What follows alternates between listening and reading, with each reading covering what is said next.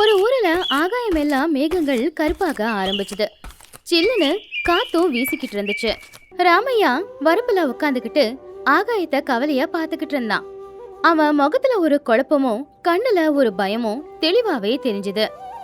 பக்கத்துல அவனுடைய மனைவியான லக்ஷ்மி புருஷனோட கவலைக்கான அர்த்தத்தை புரிஞ்சுக்கிட்டு உட்காந்துருந்தா. லக்ஷ்மி, ஆகாயத்தை பார்த்தா என் இதய துடிப்பு அதிகமாகுது. இந்த வருஷம் மட்டும் விளைச்சல் கைக்கு வரலன்னா நம்ம நிலைமை மோசமாயிடும். கடன் கொடுத்தவங்க எல்லாரும் வீட்டு முன்னாடி வந்து கடனை திரும்ப கேட்பாங்க. எதுக்காக இந்த அளவுக்கு கவலைப்படுறீங்க? நீங்க எவ்வளவு கஷ்டப்பட்டு இந்த விளைச்சலை விளைய வச்சீங்கன்னு அந்த கடவுளுக்கு தெரியாதா? நீங்க பட்ட கஷ்டத்தை அவர் பார்த்துக்கிட்டு தானே இருக்காரு. நிச்சயமா உங்களை அவரு தண்டிக்க மாட்டாரு. உங்களுக்கு முடிஞ்ச நல்லது மட்டும்தான் அவரு செய்வாரு. நீ சொல்றது உண்மையா இருக்கலாம் லக்ஷ்மி. ஆனா அந்த பூபதி நம்மள சும்மா விடுவான்னு நினைக்கிறியா? விளைச்சல் விளைஞ்சாலும் விளையலனாலும் நீ கட்ட வேண்டியதை கட்டி தான் ஆகணும்னு சொன்னா நாம என்ன பண்ண முடியும்? அவன் நம்ம பூமியை புடுங்கிக்கிட்டான்னா அதுக்கப்புறம் உசுர விடுறத விட வேற வழி இல்ல. உசுர மாச்சிக்கிறது எல்லாத்துக்குமே ஒரு தீர்வாகாதுங்க. பிரச்சனை நமக்கு வராம பறவைங்களுக்கும் விலங்குகளுக்குமா வரும்? நீங்க தைரியமா இருங்க. நிச்சயமா நமக்கு நல்லது மட்டும்தான் நடக்கும். உன் தைரியம் தான் என்னோட தைரியமும் லக்ஷ்மி. ஆனா மனசுக்குள்ள ஏதோ தப்பா தோணுது. இந்த கருப்பு மேகலாம் நம்ம வாழ்க்கைய இருட்டாக்க வருதோன்னு தோணுது. அப்பதான் தூரத்துல இருந்து ஒரு குதிரை வண்டி வர சத்தம் கேட்டுச்சு. அந்த குதிரை வண்டியில உக்காந்துக்கிட்ட அந்த ஊரு ஜமீன்தாரான பூபதியும் அவருடைய நம்பிக்கையான வேலைக்கார ரங்காவும் வந்துகிட்டு இருந்தாங்க. ரங்காவோட கையில ஒரு சாட்டை இருந்துச்சு. அவன் ஜமீன்தாரை விடவும் ரொம்ப மோசமானவன். ரங்கையா ரொம்பவும் கோவமா ராமையாவோட வயல் கிட்ட போனான். டே ராமையா, நீயும் உன் பொண்டாட்டியும் வயல்ல உக்காந்து என்ன கதை பேசிக்கிட்டு இருக்கீங்க? ஜமீன்தாருக்கு பணம் கட்ட வேண்டிய நாள் வந்துடுச்சு தானே? இன்னும் கட்ட மாட்டேங்கிறிய? அவ்வளோ திமிரா உனக்கு? ஐயா மன்னிச்சிடுங்க. இந்த தடவை விளைச்சல் கைக்கு வந்த உடனே ஜமீன்தாருக்கு கொடுக்க வேண்டிய பணத்தை நான் கொடுத்துடுவாங்க ஐயா. அவர்கிட்ட சொல்லிடுங்க. வாய மூடு ராமையா, எப்ப கேட்டாலும் ஏதாவது ஒன்று சொல்றியே. கார்த்திகை மாசம் கடைசி நாள் நீ கொடுக்க வேண்டிய கடனை கொடுக்கலன்னா உன்னோட வயலும் வீடும் ஜமீன்தாருக்கு போயிடும். ஜமீன்தார் பூபதி எதுவுமே பேசாம அந்த வயல்ல இருக்கிற கிணத்தோட திட்டு மேல உக்காந்துக்கிட்டு ராமையாவை பாத்துக்கிட்டு இருந்தாரு. அவனுடைய கண்ணுல கொஞ்சம் கூட கருணையே இல்ல. ராமையா ரொம்ப பயத்தோட அவர் பக்கத்துல போனான். ஐயா ஜமீன்தார் ஐயா, கும்பிடுறாங்க ஐயா. இந்த வருஷம் விளைச்சல் நல்லபடியா விளைஞ்சதுன்னா உங்களுக்கு கொடுக்க வேண்டிய மொத்த பணத்தையும் பைசா பாக்கி இல்லாம கொடுக்குறங்க ஐயா. என்ன நம்புங்க ஐயா. ராமையா, பேச்சு வேண்டாம், செயல்ல காட்டு. இந்த பூமி என் தாத்தா உங்களுக்காக போட்ட பிச்சை. கட்ட வேண்டிய காசை ஒழுங்கா கட்டு. இல்லைன்னா இந்த வயலு என்னோட குதிரைங்க தங்குற இடமா மாறிடும். ஐயா அப்படி சொல்லாதீங்க. நீங்க பெரிய மனுஷன். என் குடும்பமே இந்த வயலை நம்பிதாங்க ஐயா இருக்கும். தயவு செஞ்சு கருணை காட்டுங்க. கருணையை காட்ட நான் ஒன்றும் நல்லவன் இல்லையே. ரங்கா, இவனுக்கு அவகாசம் கொடுத்துட்டு வா போலாம். கேட்டல ராமையா, ஜமீன்தார் சொன்ன மாதிரி நடந்துக்கோ. இல்லைனா நீ குடும்பத்தோட தெருவுக்கு தான் வரணும். வாங்கய்யா போலாம். ஜமீன்தார் பூபதியும் எழுந்திருச்சு ரங்கையாவையும் கூட்டிக்கிட்டு அங்கிருந்த வண்டியில கிளம்பிட்டாரு. ராமையாவோட கண்ணுல இருந்து கண்ணீர் கொட்டுச்சு. லக்ஷ்மி தான் புருஷனை சமாதானப்படுத்த முயற்சி பண்ணா. சாயந்தர நேரம் புருஷன் பொண்டாட்டி 2 பேருமே ரொம்பவும் கவலையா வீட்டுக்கு திரும்பி வந்தாங்க. வீட்டோட வாசல்ல பார்வதி அம்மாவும் ரொம்ப கவலையோட உக்காந்துக்கிட்டு இருந்தாங்க. அப்பதான் பக்கத்து வீட்டு சோமையா அவனுடைய மனைவியான சுபத்ராவும் உக்காந்துக்கிட்டு இருந்தாங்க. ராமையாவோட முகத்தை பார்த்ததும் ஏதோ நடந்திருக்குன்னு பார்வதி அம்மாவுக்கு தெரிஞ்சு போச்சு. என்னப்பா முகமெல்லாம் வாடி போய் வந்திருக்கீங்க? வயல்ல ஏதாவது தப்பு நடந்துச்சா? எனக்கு என்னமோ பயமா இருக்குடா. ஒன்றும் இல்லம்மா, நீ சும்மா பயப்படாத. வயல்ல கொஞ்சம் அதிக வேலை. ராமையா, பொய் சொல்லாத. உன்னோட வயலுக்கு அந்த ஜமீன்தார் பூபதியும் அவனுடைய வேலைக்காரன் ரங்கையாவும் வந்ததை பார்த்தேன். என்னாச்சு? அட ஆமாக்கா, அந்த ஜமீன்தாருக்கு கொஞ்சம் கூட கருணையே இல்ல. முந்தா நேத்து தான் பக்கத்து தெரு வீரையாவோட வயலை புடுங்கிக்கிட்டாரு. பாவம் அவர் எப்படி அழுதாருன்னு தெரியுமா? சோமையண்ண, சுபத்ராக்கா, நீங்க ஒன்னும் கவலைப்படாதீங்க. இப்ப ஒன்னும் பெருசா நடந்துடல. அத்தை, நீங்க உள்ள வாங்க, உங்களுக்கு நான் சாப்பாடு பரிமாறுறேன். சோமையா சுபத்ரா 2 பேரும் அவங்க வீட்டுக்கு போயிட்டாங்க. ராமையாவும் மனசு சரியில்லைங்கிறதுனால சாப்பிடாமையே படுத்து தூங்கிக்கிட்டு இருந்தான். அப்போ வாசல்ல பார்வதி அம்மா கவலைப்பட்டு உக்காந்துக்கிட்டு இருக்கும் போது லக்ஷ்மி அவங்கள சமாதானப்படுத்தினா. அத்தை, ஏன் இப்படி கவலைப்பட்டுக்கிட்டு இருக்கீங்க? உங்க கண்ணுல கண்ணீரை பார்க்கும்போது ஏன் மனசுக்கு வலிக்குது இல்ல? என்னம்மா பண்ண சொல்ற?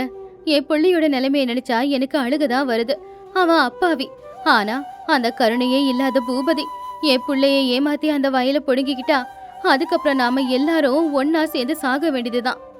அத்தை, நீங்களே இப்படி பேசினா எப்படி சொல்லுங்க? என் வீட்டுக்காரரு அப்பாவியா இருக்கலாம், ஆனா அதுக்காக யார் என்ன பண்ணாலும் அதை பார்த்துக்கிட்டு அமைதியா இருக்கணுன்ற அவசியம் நமக்கு இல்ல.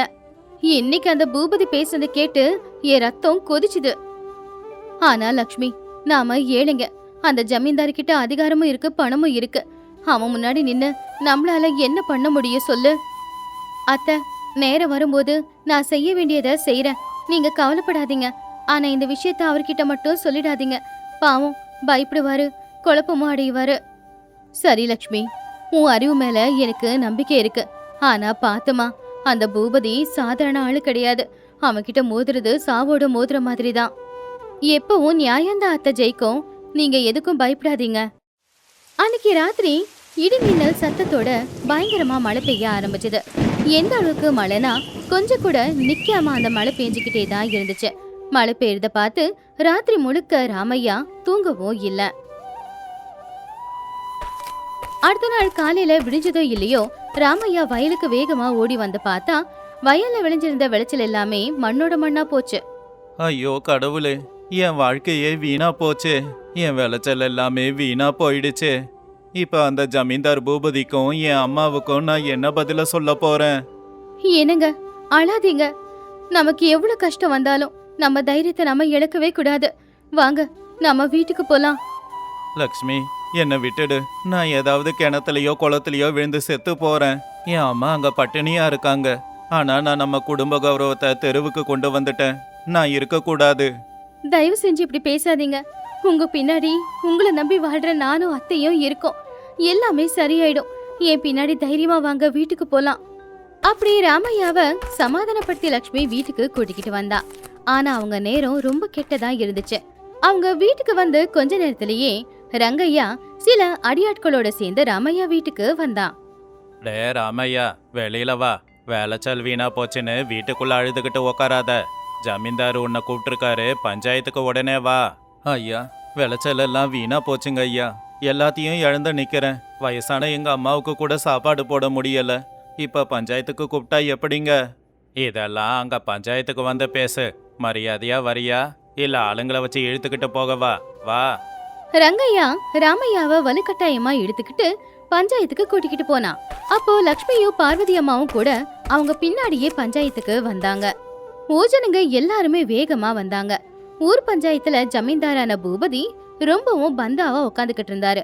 பக்கத்துல ரங்கையா கொடூரமா சிரிச்சுக்கிட்டு இருந்தான். ராமையா கைய கட்டிக்கிட்டு பூபதி முன்னாடி வந்து நின்னான். ராமையா, உன்னோட விளைச்சல் வீணா போச்சுன்னு கேள்விப்பட்டேன்.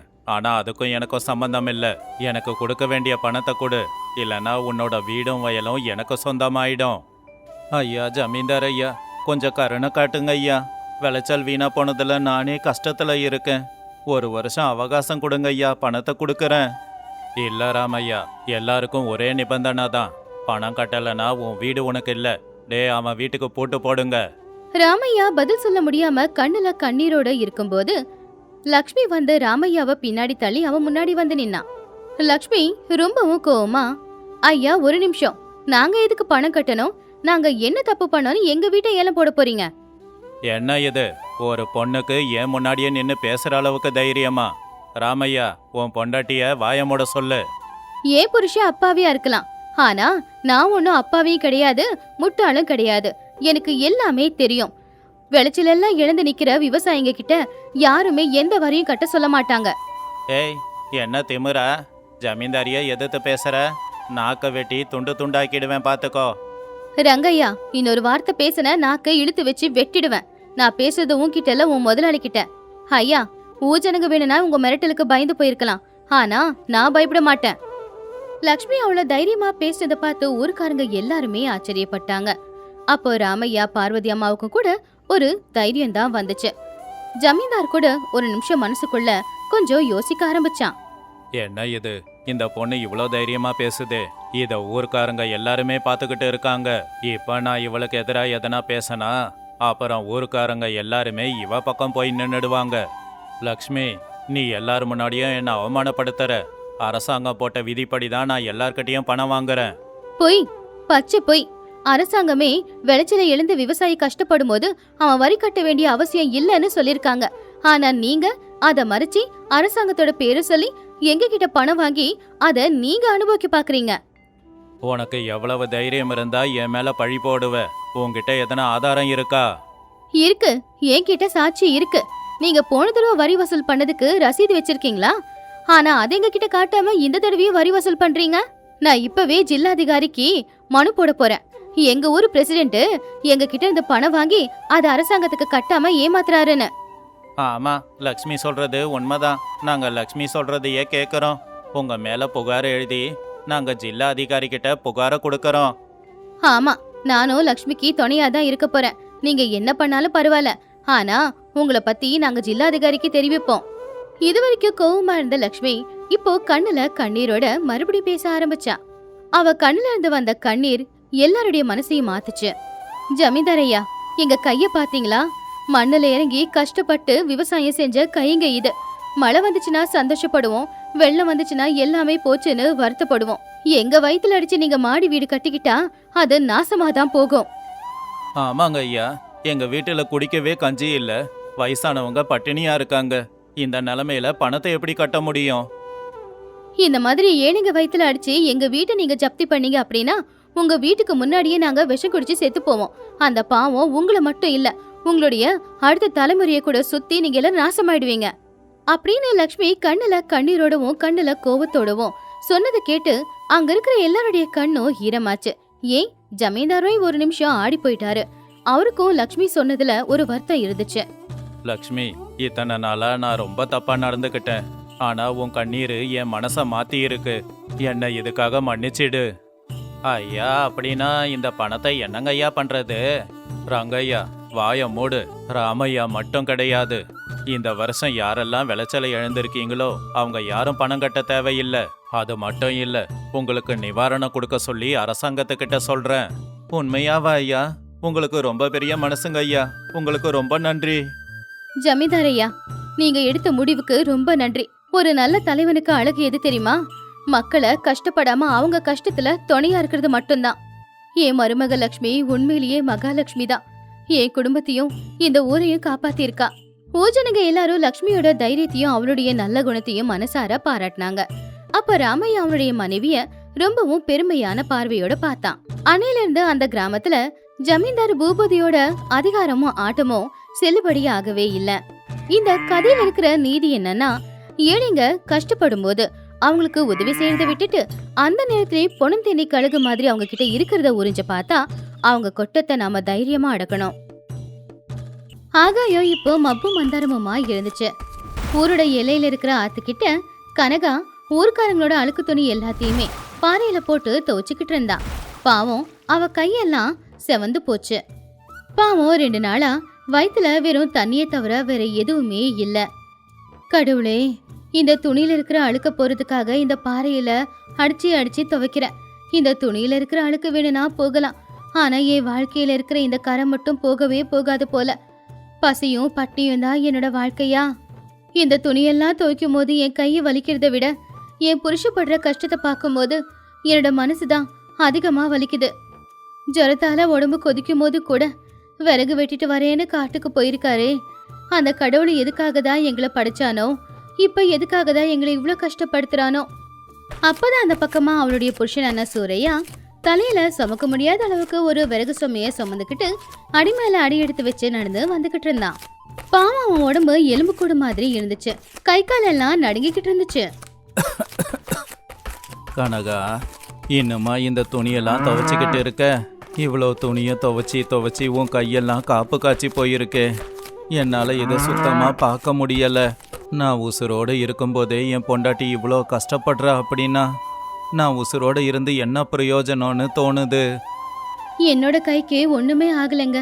நீங்க தான் இப்பதானே கொஞ்சம் கொஞ்சமா ஜுரம் விட்டு போய்கிட்டே இருக்கு. அதுக்குள்ள எவ்வளோ பெரிய விறகு சுமைய சுமந்துக்கிட்டு வர சொல்லி யாருங்க சொன்னது? சரி வாங்க, வீட்டுக்கு போய் கஞ்சி காய்ச்சி கொடுக்குறேன், 2 பேரும் குடிக்கலாம். உனக்கு என் மேலே கோவமே வராதா கனகா? உன்னை நல்லபடியாக பார்த்துக்கிறேன்னு சத்தியம் பண்ணி உன்னை கல்யாணம் பண்ணி கூட்டிக்கிட்டு வந்தேன். ஆனால் இப்போ ஊருக்காரங்கெல்லாம் போட்ட அழுக்கு துணிய உன்னை துவைக்க வச்சிருக்கேன். உன்னை இந்த நிலைமையில வைக்கிறதுக்கு நான் ஏன் கல்யாணம் பண்ணி கூட்டிக்கிட்டு வந்தனோ? வேற யாரையாவது கல்யாணம் பண்ணியிருந்தா நீ நல்ல நிலைமையில இருந்திருப்ப. அப்படி சொல்லாதீங்க. என்ன உங்கள மாதிரி யாராலையும் புரிஞ்சுக்க முடியாது. என்ன ராணி மாதிரி பாத்துக்கணுன்ற எண்ணம் இருக்கிற புருஷன் எனக்கு கிடைச்சதுக்கு நான் தான் கொடுத்து வச்சிருக்கணும். நீங்க என்ன பாத்துக்கிற மாதிரி வேற யாராலையும் பாத்துக்க முடியாதுங்க. நீங்க என் பக்கத்துல இருந்தா கஞ்சி குடிச்சாலும் அமிர்தம் குடிச்ச மாதிரி தான் இருக்கும். கவலைப்படாதீங்க. சூரையா மனசுக்குள்ளேயே தான் பொண்டாட்டிக்கு நன்றியே தெரிவிச்சான். அப்பதான் ஆகாயத்துல இடி மின்னல் சத்தத்தோட மழை பெய்யற மாதிரி இருந்துச்சு. ஐயோ கடவுளே, இருக்கிற கஷ்டம் போதாதுன்னு இப்ப இந்த கஷ்டம் வேறயா? ஏற்கனவே பெஞ்ச மழையில கூரையில தண்ணி ஒழுகிக்கிட்டு இருந்துச்சு. இப்ப அடிக்கிற காத்துக்கு அந்த கூரை பறந்து போயிடுச்சு. அப்படின்னா இந்த மழையில என் பொண்டாட்டிய எங்க தங்க வைக்க போறேன்னு தெரியல அப்படின்னு யோசிச்சுக்கிட்டே புருஷன் பொண்டாட்டி 2 பேருமே வீட்டுக்கு போய்கிட்டு இருந்தாங்க. அந்த ஊருக்கு நடுவுல ஒரு பெரிய மெத்த வீடு இருந்துச்சு. அது சூரையாவோட தாய் மாமனோட வீடு. ரங்கையா அவனுடைய மனைவி ரங்கம்மா 2 பேருமே சரியான கஞ்சி பிசினாரிங்க. அவங்களுக்கு 100 ஏக்கர் பூமியும் பெரிய மெத்த வீடும் சொத்து சுகம் எல்லாம் இருந்தாலும் வீட்டுக்கு முன்னாடி வந்து உட்கார காக்காவுக்கு கூட ஒரு கைப்பிடி சோறு போட மாட்டாங்க. வீட்டுக்கு வர பிச்சைக்காரனை நாயை விட்டு துரத்தி அனுப்பிடுவாங்க. புருஷ பொண்டாட்டி 2 பேரும் வாசல்ல உட்காந்துக்கிட்டு சூடா பஜ்ஜி சாப்பிட்டுக்கிட்டு இருந்தாங்க. ரங்கம்மா அவ போட்டிருக்கிற நகைகளை தடவி தடவி பார்த்து சந்தோஷப்பட்டா. ஏங்க, ஆகாயத்தை பார்க்கும்போது மழை வர மாதிரி இருக்கு. உடனே நம்ம வீட்டோட கேட்டு கதவு ஜன்னல் எல்லாத்தையும் சாத்திடணும். மழை வந்து இருக்க இடம் இல்லாம போச்சுன்னா ஊர்க்காரங்க எல்லாரும் இடம் கொடுங்கன்னு நம்ம வீட்டு வாசல்ல தான் நிப்பாங்க. அதுலயும் உங்க மருமக இருக்கானே சூரையா, அவனோட பொண்டாட்டியோட சேர்ந்து மாமா வீடு விழுந்துருச்சு இடம் கொடுங்கன்னு கேட்டு வந்துருவான். அவன் வந்தா வரட்டும் விடுடி. அவன் வந்த உடனே நான் என்ன வாப்பா நான் கூப்பிட போறேன்? நான் கஷ்டப்பட்டு வட்டிக்கு பணம் கொடுத்து சம்பாதிச்சு வச்சிருக்கிற வீடு இது. நான் என்ன அவங்கள மாதிரி கையால் ஆகாதவனா இருந்திருக்கேனா? கஷ்டப்பட்டு உழைச்சி பணம் சம்பாதிச்சிருக்கேன். நான் கஷ்டப்பட்டு பணம் சம்பாதிக்கிறது நானும் என் குடும்பமும் நிம்மதியா சாப்பிட்டுட்டு தூங்குறதுக்கு. இப்படி வாசலுக்கு வர்ற பிச்சைக்காரனுக்கெல்லாம் பணம் கொடுக்கறதுக்கு இல்ல. அப்படி ஒரு முடிவுல இருங்க. நம்ம வீட்டுல அரிசி வீணா போனாலும் பரவாயில்ல, ஆனா யாருக்கும் இலவசமா மட்டும் அரிசி கொடுக்கவே கூடாது. அன்னைக்கு வந்தாலே அவ கனகா, வீட்டுல அரிசியில கொஞ்சம் அரிசி இருந்தா கொடுங்கன்னு தொடப்பு கட்டையால அடிக்காத குறையா அவளை நான் அப்படியே துரத்தி விட்டுட்டேன். அன்னைக்கு ராத்திரி நேரம் இடி மின்னல் சத்தத்தோட பயங்கரமான மழை கூடவே பயங்கரமா வீசிக்கிட்டு இருந்த காத்துக்கு சூரையா கனகாவோட வீட்டோட கூரை பறந்து போச்சு. இப்போ மழை தண்ணி எல்லாம் நேரா அவங்க வீட்டுக்குள்ளதான் வந்துகிட்டு இருந்துச்சு. வீட்டுல இருக்கிற பொருட்கள் எல்லாமே வீணா போச்சு. ஏங்க, வீடு முழுக்க தண்ணி வந்துருச்சு. வீட்டுல இருக்கிற பொருள் எல்லாமே தண்ணியில முழுகி போச்சு. செவரு எல்லாம் ஊறுது. நம்ம இங்கே இருந்தோம் அப்படின்னா செவரு இடிஞ்சு விழுந்து நம்ம மேல விழுந்து நம்ம உயிர் போறது கூட வாய்ப்பு இருக்குன்னு எனக்கு தோணுது. எல்லாம் நம்ம தலையெழுத்து கனகா. நமக்கு இருக்கிற கஷ்டம் போதாதுன்னு கடவுள் இன்னும் கஷ்டத்தை கொடுக்கறான். நம்மளால இப்போ எங்கேயும் போக முடியாது. வா, என் மாமா ரங்கையா வீட்டுக்கு போலாம். என்ன ஆனாலும் தாய் மாமனாச்சே. உதவின்னு போய் நின்னோம்னா உதவி செய்யாம விட மாட்டாரு. இன்னைக்கு ராத்திரி அங்க போலாம் அப்படின்னு சொல்லி சூரையா தான் பொண்டாட்டி கனகாவோட கையை பிடிச்சுக்கிட்டு அவனுடைய தாய் மாமனோட வீட்டுக்கு மழையில நனைஞ்சுக்கிட்டே போனான். சூரையா ரங்கையாவோட வீட்டு கதவை தட்டி சத்தமா அவங்க மாமாவை அவன் கூப்பிட்டுக்கிட்டு இருந்தான். மாமா, மாமா கேக்குதா? கதவை திறங்க. நான் சூரையா வந்திருக்கேன், கதவை திறங்க. இப்போ ரங்கையா ரங்கம்மா 2 பேரும் வேற வழி இல்லாம பொறுமையா வந்து கதவை திறந்தாங்க. வெளியில மழையில நனைஞ்சுக்கிட்டு உடம்பெல்லாம் சேரா இருக்கிற சூரையா கனகாவை பார்த்தாங்க. ஆனா அவங்கள பார்த்து அவங்களுக்கு பரிதாபமா இருக்கல. அதுக்கு பதிலா கோவம் தான் வந்துச்சு.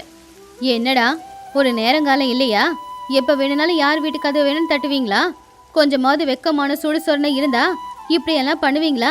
என்ன இது, உடம்பெல்லாம் சேரா நாத்து அடிக்குது. கொஞ்சம் தள்ளி நில்லுங்க. அப்படி சொல்லாதீங்க அத்தை. அடிச்ச மழையில எங்க வீடே இடிஞ்சு விழுந்துடுச்சு. எங்க போறது அப்படின்னு ஒன்றும் தெரியல. உங்க வீட்டுக்குள்ள எங்களுக்கு இடம் கொடுக்க வேண்டாம். மாட்டு கொட்டைகளையாவது எங்களுக்கு தங்க இடம் கொடுங்க மாமா. நாங்க காலையில எழுந்து போயிடுவோம். ஒரு நாள் இடம் கொடுங்க மாமா. மாட்டு கொட்டையில தங்குறதுனா தங்கிக்கோங்க. ஆனா வீட்டுக்குள்ள வர எண்ணெய் மட்டும் வச்சுக்காதீங்க. உங்க உடம்பெல்லாம் ஒரே சேரா இருக்கு. வீட்டுக்குள்ள வந்தீங்கன்னா வீடு அழுக்காயிடும். காலையில மாட்டு கொட்டையை சுத்தம் பண்ணிட்டு போங்க. கடவுளே, இவ்வளவு அவமானமா?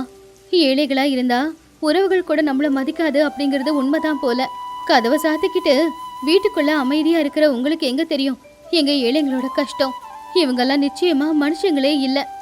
சூரையா கனகா 2 பேரும் வேற வழி இல்லாம மாட்டு கொட்டகைக்கு போனாங்க. மாடுங்க புல்ல சாப்பிட்டு அங்க சாணத்தை போட்டு வச்சிருந்துச்சு. அங்கங்க மழை தண்ணியும் ஊத்திக்கிட்டு இருந்துச்சு. சூரையா கனகா 2 பேரும் மாட்டு கொட்டகையில தரையில உட்காந்துக்கிட்டு இருந்தாங்க. குளிர்ல கனகாக்கு ஜுரம் அடிச்சுது. என்ன மன்னிச்சிடு கனகா, கையால் ஆகாத புருஷன் நானு. உள்ள என் தாய் மாமன் சந்தோஷமா அவருடைய வீட்டுக்குள்ள இருக்காரு. ஆனா என்னோட பொண்டாட்டிய நான் மாட்டு கொட்டகையில கொண்டு வந்து தங்க வச்சிருக்கேன். என்னால நீயும் அவமானப்படுற இல்லையா? தயவு செஞ்சு என்ன மன்னிச்சிடு. நீங்க ஏன் கவலைப்படுறீங்க? உங்க மாமா அத்தையோட மனசு அப்படிப்பட்ட மனசு. அவங்க வீட்டுல சந்தோஷமா இருக்கிற அவங்களுக்கு மத்தவங்களுடைய கஷ்டம் தெரியவா போகுது? இந்த மாட்டு கொட்டகை கூட என் பார்வைக்கு சுத்தமா தான் படுது. ஆனா அவங்க மனசு தாங்க ரொம்ப அழுக்கா இருக்கு. நடுராத்திரி தாண்டுச்சு. மழை இன்னும் அதிகமாச்சு. பக்கத்துல இருக்கிற ஆத்தோட அணைக்கட்டு உடைஞ்சு போய் தண்ணி ஊருக்குள்ளதான் வந்துச்சு. ஊருக்குள்ள வந்த அந்த தண்ணி நேரா ரங்கைய வீட்டை நோக்கி தான் போச்சு. இப்போ ரங்கைய வீட்டுல முட்டிக்கால் வரைக்குமே தண்ணி இருந்துச்சு. காத்துக்கு கதவு ஜன்னல் எல்லாம் சாத்திக்குச்சு. ஐயோ, என்னங்க இது? தண்ணி எல்லாம் நம்ம வீட்டுக்குள்ள வருது. ஐயோ, வீட்டுல இருக்கிற எல்லா பொருளும் நனையுதே. அரிசி மூட்டை, என் தங்கம், என் பட்டுப்படுவை எல்லாம் வீணா போகுதே. நகை போனா போதுடி, முதல்ல நம்ம உசுரை காப்பாத்திக்கணும். அங்க பாரு, அந்த செவரு இடிஞ்சு விழற மாதிரி இருக்கு. காப்பாத்துங்க, யாராவது காப்பாத்துங்க, நாங்க உள்ள மாட்டி இருக்கோம். வெளியிற பேர மன சத்தத்துல ரங்கையா எவ்வளவு கூப்பாடு போட்டாலும் யாருக்கும் கேட்கல. அப்பதான் அவங்க வீட்டுல இருக்கிற ஒரு செவரு இடிஞ்சு விழுந்து அங்க இருக்கிற ஒரு தூணு ரங்கையோட கால்ல விழுந்துச்சு. ரங்கையோட கால் உடைஞ்சு போய் அவன் தண்ணியில முழுகிக்கிட்டு இருந்தான். ரங்கம்மாவுக்கு என்ன பண்றது அப்படின்னே தெரியல. மாட்டுக்கொட்டையில இருந்த சூரையாவுக்கு அவங்க கத்துற சத்தம் கேட்டுச்சு. உடனே எழுந்துச்சு பார்த்தா வெள்ள நீர் வீட்டுக்குள்ள இருந்துச்சு. கனகா, தண்ணி எல்லாம் வீட்டுக்குள்ள போயிருக்கு. மாமா கத்துற சத்தம் வேற கேக்குது. ஆபத்துல இருக்காரு போல, நான் போய் பாக்கறேன். அவங்க நம்மள அவமானப்படுத்திருக்காங்க. மாட்டுக்கொட்டகையில தங்க சொன்னாங்க. நீங்க எதுக்கு உதவி செய்ய போகணும்? பணத்திமிரு அவங்க கண்ணை மறைச்சிருக்கலாம் கனகா. நான் ஏழை தான், ஆனா என் மனசு ஏழை இல்ல. உள்ள இருக்கிறது என் மாமா. என் மாமாவோட உசுரை காப்பாத்தி தான் ஆகணும். சூரையா ஒரு முடிவெடுத்து அந்த வீட்டோட கதவை உடைச்சுக்கிட்டு வேகமா அவங்க மாமாவோட வீட்டுக்குள்ள போனா. உள்ள போய் பார்த்தா அவங்க மாமா தண்ணியில முழுகிக்கிட்டு உசுருக்கு போராடிக்கிட்டு கத்திக்கிட்டு இருந்தான். அவங்க மாமாவோட காலில் விழுந்திருந்த அந்த பெரிய தூணை தூக்கி தூரமா போட்டுட்டு அவங்க மாமாவை அவனுடைய தோல்ல சாச்சிக்கிட்டு அப்படியே அவங்க அத்தையோட கையை பிடிச்சுக்கிட்டு பத்திரமா 2 பேரையும் வெளியில கூட்டிக்கிட்டு வந்தான். காலையில விடிஞ்சது. மழை நின்னு போச்சு. வெள்ள தண்ணியும் வத்தி போச்சு. அந்த ஊரோட கோவில்ல இப்போ 4 பேருமே நின்னுக்கிட்டு இருந்தாங்க. ரங்கையோட கால்ல பட்டிருந்த காயத்துக்கு கனகா மருந்து போட்டிருந்தா. டே சூரையா, ஏண்டா இப்படி பண்ண? பணம் இருக்கு அப்படிங்கிற திமிருல என் மருமகனு கூட பார்க்காம உன்னை கூட பக்கத்துல சேர்த்துக்காம ஒதுக்கி வச்சேன். நேத்து மழையில நனைஞ்சுக்கிட்டே கஷ்டம்னு நீங்க வந்தப்பவும் உங்களை வீட்டுக்குள்ள விடாம மாட்டு கொட்டகையில தான் தங்க வச்சேன். ஆனா அதே வீட்டுக்குள்ள தண்ணி வந்து நான் உசுருக்கு போராடும் போது காப்பாத்த வந்தது நீ மட்டும்தான். போனா போகட்டும்னு விட்டுடாம வந்து என்ன காப்பாத்துனியே. இந்த நன்றி கடனை நான் எப்படி தீக்க போறேன்? கனகா, என்ன மன்னிச்சிடுமா. பணம் இருக்குன்ற திமிரு, யாருக்கு கொடுக்க கூடாதுங்கிற எண்ணம், அதனாலதான் நாங்க 2 பேருமே இப்படி நடந்துக்கிட்டோம். ஆனா இந்த சொத்தை எங்களுக்கு அப்புறம் அனுபவிக்கிறதுக்கு எங்களுக்குன்னு பிள்ளைங்க கூட இல்ல. இனிமே நீங்க 2 பேரும் தான் எங்களுக்கு பிள்ளைங்க. தயவு செஞ்சு எங்க கூட எங்க வீட்டுக்கே வந்துருங்கம்மா. மாமா, பணம் நிரந்தரம் இல்ல, உறவுகள் தான் நிரந்தரம். உறவுகள் கஷ்டத்துல இருக்கும்போது நம்மால முடிஞ்ச உதவியை செஞ்சா புண்ணியம்தான் வந்து சேரும். நாங்க உங்களுக்கு பிள்ளைங்க தான், ஆனா உங்க வீட்டுக்கு வந்து வாழற அளவுக்கு மனசு எங்களுக்கு இல்ல. நீங்க இருக்கிறத ஏழைங்களுக்கு தானம் பண்ணுங்க. ரங்கையா ரங்கம்மா 2 பேரும் அன்னைக்கு அவங்க தப்ப புரிஞ்சுக்கிட்டாங்க. சூரையா கனகா 2 பேரோட கையை பிடிச்சு அவங்க மன்னிப்பு கேட்டாங்க. அன்னையில இருந்து அவங்களுடைய கஞ்ச குணம் எல்லாத்தையுமே விட்டுட்டு அவங்களால முடிஞ்ச வரைக்கும் எல்லாருக்குமே உதவிகளை செய்ய ஆரம்பிச்சாங்க. நாம சேர்த்து வைக்கிற பணமோ நகையோ சொத்தோ நமக்கு நிரந்தரம் இல்ல. இந்த உலகத்தை விட்டு நாம போகும்போது அது எதையுமே எடுத்துக்கிட்டு போக போறதும் இல்ல. ஆனா வாழும் போதுமே 4 உறவுகள் வேணும். நாம சாகும் போதும் நம்மளை தூக்கிட்டு போக 4 உறவுகள் வேணும். அதனால உறவுகள் தான் முக்கியம்.